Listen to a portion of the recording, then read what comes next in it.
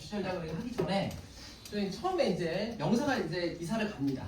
그래서 이사를 가는데 이제 어떻게 바뀌는지 그것부터 청사진부터 저희가 보여드릴게요. 요거는 고등관으로 해서 여기 좀 인원수가 많은 걸로 단과 형식으로 고등관은 이제 진행이 될 예정이고, 여기는 이제 중등관. 중등관은 강의실이 6개고요. 6개고 여기는 조교실 이런 식으로 이제 구성이 되어 있습니다. 그리고 요거는 이제 6층의 스터디 카페. 저희가 이제 6층의 스터디 카페도 이제 애들한테 개방을 해서, 그래서 이제 애들이 여기서 공부를 하고 갈 수 있도록 이렇게 이제 6층에다 만들 예정입니다. 그렇게 될 것 같고. 자, 핵심은 이겁니다. 통합수능과 고교학점제 플러스 5등급제 요걸로 바뀐다는 거예요. 그래서 통합수능 요거하고 고교학점제 5등급제에 대해서 요걸 이제 설명을 드리겠습니다. 네. 자, 통합수능의 개요예요. 통합수능에 대해서 이제 설명을 드리자면, 자, 이게 이제 현행이에요. 이쪽이 이제 현행이고, 이쪽이 이제 개편안이에요. 이렇게 나와 있는데, 자, 현행은 2027년도, 그러니까 지금 현재 그러니까 고2 올라가는, 그러니까 현재 고1이죠. 고2 올라가는 학생들한테 해당하는 거예요. 그래서 현재는 이렇게 돼 있죠. 공통과목, 공통으로 이제 들어가는 거에다가 두 과목 중 태기를 해서, 이거 이제 독서 문학은 공통으로 들어가고, 화작하고 언음의 중에서 하나를 선택을 하죠.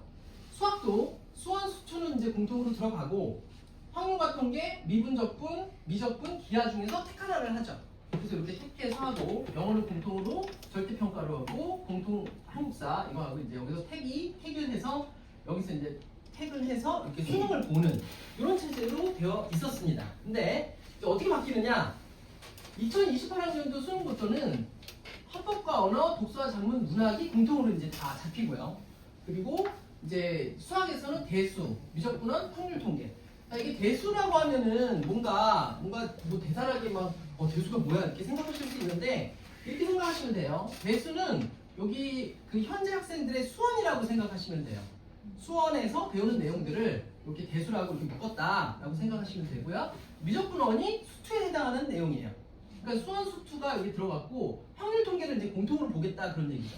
그러니까 확률 통계를 예전에는 그 이과 같은 경우에는 이과는 이제 뭐 확률 통계, 미적분, 기하 중에서 하나를 선택하면 됐는데, 이과도 확률 통계를 보겠다. 지금 그 얘기가 되는 거예요. 그쵸? 자, 그리고 영어는 공통이고 한국사도 이제 공통으로 보는데, 이 사회, 과학과 사회를 통합으로 이제 보겠다. 여기 이제 바뀌어요. 그래서 예전에는 여기서 택 2를 해서 좀 더 심도 있게 이렇게 했다라고 하면, 이제는 공통적인 내용들을 다 같이 이제 배우는 식으로, 문과, 이과 상관없이. 그래서 다 이제 해당하는 식으로 이렇게 이제 진행을 하겠다. 요거예요. 그래서 결국에는 문이과 통합을 하고, 그리고 이제 완전 통합을 하니까 아무래도 이게 이제 같은 거를 같이 보니까 변별력은 좀 하락을 하겠죠. 왜냐면 잘하는 학생들은 이렇게 보면 나는 쉽네. 그러고서 이제 잘 볼 수 있고, 그럴 수 있으니까 아무래도 변별력은 하락한다. 이렇게 이제 말씀을 드릴 수 있습니다. 미적분 2는 삭제가 되고, 기하도 삭제가 되고, 이런 것도 삭제가 돼요. 그래서 대학의 입장에서는 이 과목이, 이런 미적분이나 뭐 이런 과목이 사라지면서 문이과를 구별할 수 없기 때문에 학생부 성적을 반영할 수밖에 없다. 이렇게 되는 거죠. 학생부를 보고, 이 애가 전공 적합성이 맞냐, 얘가 컴퓨터공학과를 오는데 컴퓨터공학과에 대해서 이수해야 되는 과목들을 고등학교 때 이수를 했느냐, 그거를 학생부에서 판단을 하겠다. 그 얘기가 되는 거예요. 이해 가시죠? 자, 그 다음에는 이제 고교학점제와 5등급제에 대해서 이제 말씀을 드리겠습니다. 요거는 내신에 대한 내용이에요. 자, 내신인데, 자, 현재는 9등급제로 이렇게 돼 있어서 1등급부터 9등급까지를 4%, 7%, 12%, 17%로 해서 등급을 나눴어요. 그래서 요거를 가지고 이제 내신 등급이 몇 등급이다 이렇게 이제 판단을 했죠. 근데 이제는 어떻게 바뀌느냐? 5등급제로 바뀌어요. 그래서 5등급제로 바뀌게 되면 여기 1등급, 2등급 여기 사이에 있는 애들이 다 1등급이 되는 거예요. 그러니까 예전에 2.1등급까지가 1등급 컷에 딱 걸리는 거죠. 그리고 3.65등급까지 거기까지가 한 2등급, 거기에 이제 2등급까지 딱 걸리는 거죠. 그래서 이렇게 되면은 어떤 문제점이 생길까요?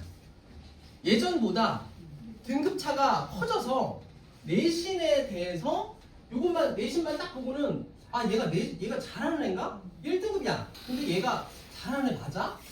이렇게 이제 생각이 되는 거죠.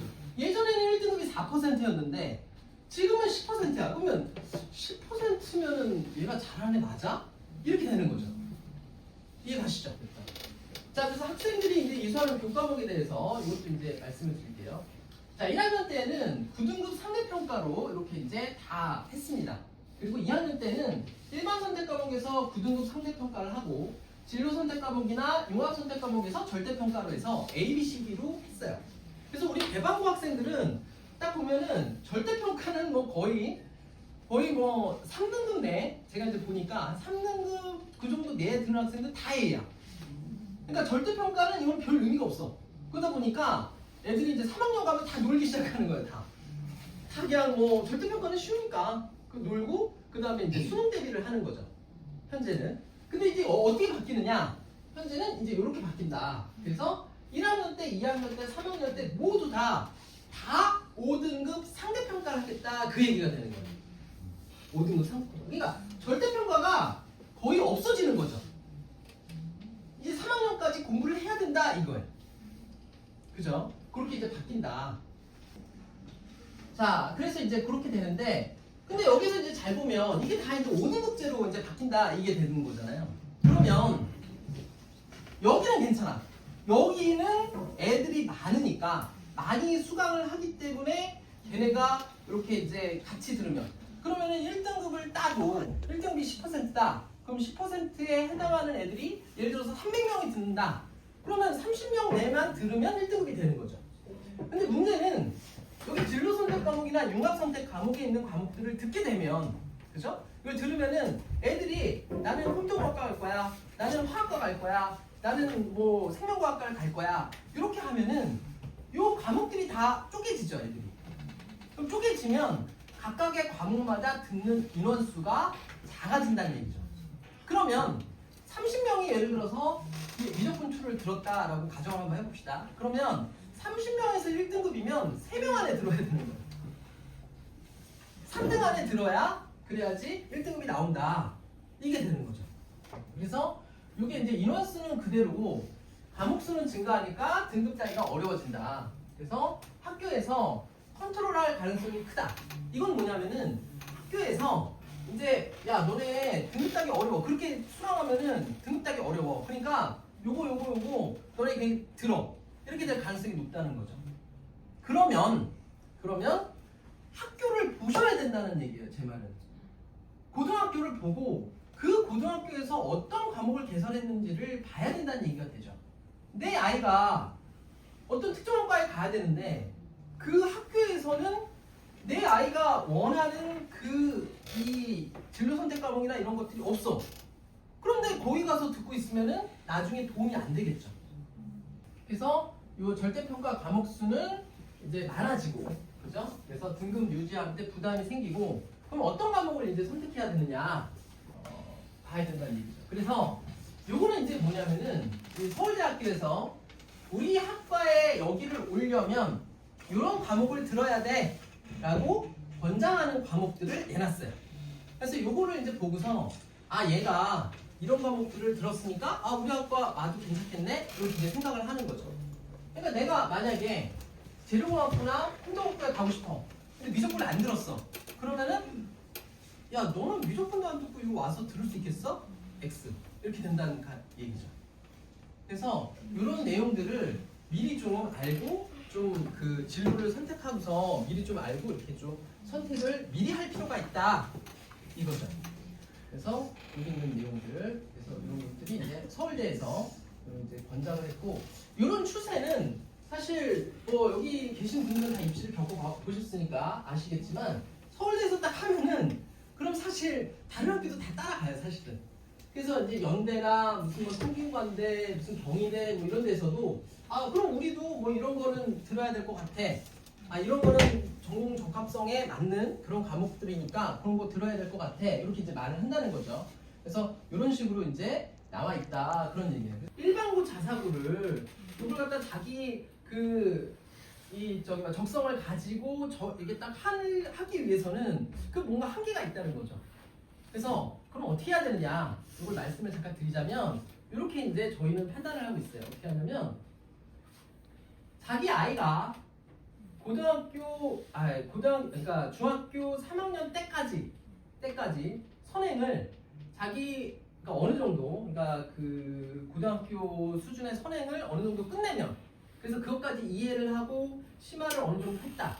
그러면 다사고를 추천을 드려요. 근데 그게 안 됐다. 그러면은 일반고가 오히려 낫다. 이렇게 저희가 보고 있어요. 왜냐면 그런 아이들이, 그러니까 선행이 안 된 아이들이 다사고를 가면 등급이 안 나와요. 저희가 여러 학생들을 가르쳐 봤는데 벌써 이 삼성고 같은 학교들 있죠. 삼성고 학생 거기 애들이 이제 저한테 많이 와서 수학도 듣고 이렇게 하는데 벌써 1, 2등급에 있는 애들은 진짜 견고하게 잘 떨어지질 않아요. 걔네는 항상 1등급, 항상 2등급 그 안에 꼭 들어. 거기를 깨고 올라가려면 진짜 많은 노력이 필요한데 그렇게 노력을 하려면 애가 진짜 피터하고 진짜 쓰러져야 돼. 안 돼요. 그래서 이거를 그 전에 예를 들어서 중3 때까지 해서 선행을 갖다가 다 끝내고 이해도 다 하고 어느 정도 끝냈다. 그래서 얘가 이제 그걸 다 소화를 했다라고 하면은 다사고 어느 정도 가서도 좀 우리 저거 있다, 경쟁력 있다 이렇게 보시면 되고, 그게 아니면 일반고를 추천을 해드리는 게 여기는 뭐가 되죠? 농어촌이 돼요. 농어촌. 이 농어촌이라는 거는 저는 사실 여기 저는 원래 살던 곳이 여기가 아니거든요. 저는 원래 강남에서 거기 도곡동에서 서울고 나왔어요. 제가 서울고 나왔는데 그 도곡동 7학군 8학군에서 공부하던 사람인데 여기 와서 딱 보니까 와, 애들이 공부 잘 많이 안 해. 공부 안 해. 그래서 저희가 이제 제가 이제 생각할 때는, 그래서 이제 여기는 뭐가 있다? 농어촌이 있다. 그래서 저희가 말씀을 드리는 거는 일반고를 가더라도 농어촌이 되는 학교를 가라. 여기 여기 계시는 부모님들 중에서 한월고 또는 온양여고 이런 쪽으로 가시려고 하는 부모님이 계신다면 저는 적극적으로 좀 별로 반대를 드려요. 저희가 졸업했던 학생들 중에 온양여고하고 한월고를 갔던 학생들이 있어요. 근데 다 입시 성적이 안 좋았어요, 사실. 이게 사실이었어, 진짜. 근데 걔네들을 못하는 애들도 아니었어요. 저희가 이제 보면 2.5등급, 한 2.4등급, 평균 등급이, 내신 등급이 그 정도였는데, 근데 서울공으로 지원했는데 다 떨어졌어. 그냥 서류에서. 대박고 2.4등급이었는데 농어촌으로 한양대 갔어요. 2.4등급인데 갔어. 한월고 2.5등급 다 떨어졌어요. 그러니까 서울 쪽으로 지원한 거 다 떨어졌어. 숭실대 뭐 이런 데조차도 다 떨어졌어. 제가 말씀드리는 거는 농어촌은 그만큼 강력하다. 만약에 일반고로 여기서 지금 지원을 하실 거면 농어촌 반드시 활용해야 된다. 자, 모두 같은 공통 과목을 우리가 수능을 보기 때문에 수능 변별력은 떨어지고 5등급대로 내신 변별력도 떨어진다. 그래서 수시에서 내신의 수능 최저를 요구할 가능성이 있다. 그렇죠. 왜냐면 이 내신만 가지고는 5등급제니까 변별력이 떨어져서 너 잘하니? 이렇게 말할 수가 없다는 거죠.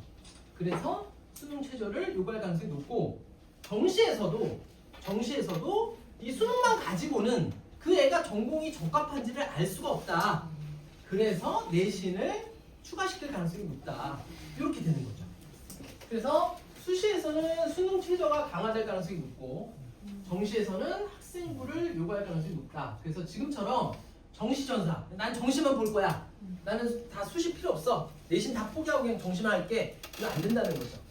무수능, 난 수능 안 보고 그냥 내신만 해서 열심히 가야겠다. 이것도 안 된다는 거죠. 그래서 이런 것들이 불가능하기 때문에 종합, 교과, 논술, 정시 모두 내신과 수능을 준비해야 된다. 이 얘기. 자, 여기까지 들으시면 우리 학부모님들 걱정되시죠? 이거 어떻게? 할 게 너무 많아졌어. 이거 어떡하지? 이렇게 이제 걱정하시는데, 그래서 우리 예비고일 굉장히 중요한 시기다. 제가 이렇게 말씀을 드리고 싶고요. 그래서 이 예비고일, 그래서 저희가 이제 예비고일 애들한테, 저희 여기 혹시 예비고일 계세요? 뭐 손 한번. 예, 예비고일 학생들 많이 계시는 것 같은데 예비고일 학생들 예전에 저한테 혼났어요. 지금 이렇게 공부하면 안 된다. 너네가 지금 진짜 중요한 시기다. 라고 하면서 혼났어. 혼났는데 다른 학년들은 제가 혼 안 냈는데 예비고일만 혼났어요. 예비고일은 어떻게 보면은 뭔가 좀 그냥 뭐 느슨하게 공부한다? 이거에서 이제 벗어나야 돼요, 사실은.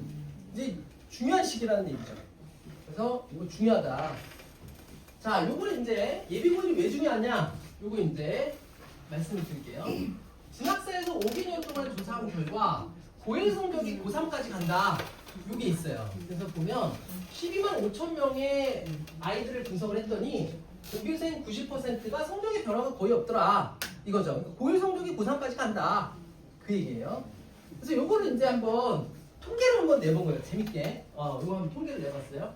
자, 1학년 1학기 때 1등급인 학생들이 3학년 때까지 1등급을 유지할 확률이 얼마나 되느냐? 78.5%다. 그러니까 1학년 때 1등급 나온 애들이 거의 대부분 다 1등급을 맞는다. 그 얘기죠. 1학년 1학기 때 2등급을 맞았던 애들이 1등급 때가 나온다? 12.7%. 확 떨어지죠. 굉장히 쉽지 않다. 3등급의 애가 1등급을 간다? 이거는 0.2%. 더 힘들다는 거죠. 그래서 이렇게 된다 얘기죠. 4등급, 5등급 아예 없어요. 그런 거는 불가능해. 힘들다.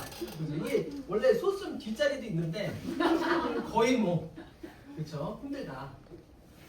그래서 이제는 입시가 중2 예비고, 중3 고 제로 이런 식으로 선행 빨리 해야 된다. 그걸 말씀을 드리고 싶고 시간이 갈수록 이제 점점 내려가는 게 대치동 트렌드예요. 그래서 대치동 트렌드니까 저것도 우리가 무시할 수가 없다. 이렇게 말씀을 드리고 싶고요. 그래서 그렇다면 진도를 빠르게 나가야 되느냐? 진도를 빠르게 나가서 아이들이 다 이해를 하고 그거를 소화를 하면은 좋아요. 그거는 뭐 완전 좋죠. 그래서 그렇게 하면 됩니다. 그렇지만 만약에 우리 아이가 그 진도를 갖다가 빠르게 나가는 거를 그건 좀 힘들어. 그러면은 선행은 조금씩이라도 나가면서 그러면서 심화를 같이 해줘야 돼요. 그래서 같이 해야 된다.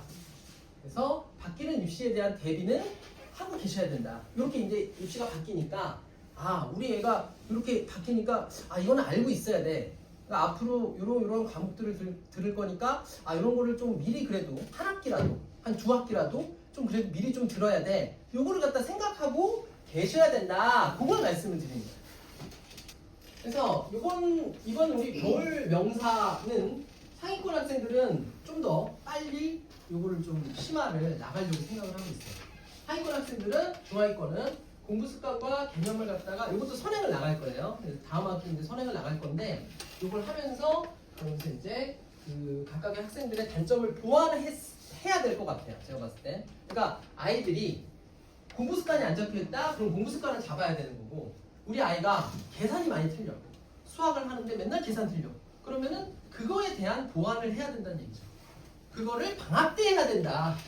다른 때는 못 한다. 그 말씀을 꼭 드리고 싶어요.